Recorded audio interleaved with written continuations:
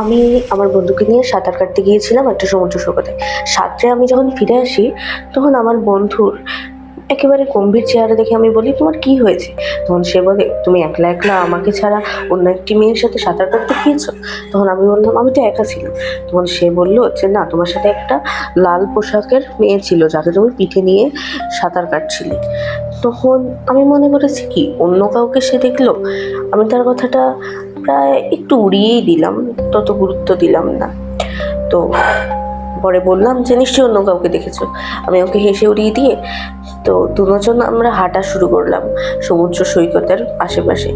ঘটনাটা চাপা পড়ে গেল। আর কিছুদিন পরে আমি টিভিতে নিউজ দেখতেছিলাম যে একটি মেয়ে 2 দিন আগে, যেদিন আমরা বিচে গেছিলাম, তখনই নিখোঁজ হয়ে গেছিল। এবং মহিলাটির বর্ণনা পুরো আমার বন্ধুর দেওয়া বর্ণনার মতো। তাহলে সেটা কি ছিল? সেদিন কি তার সত্যি ছিল সব?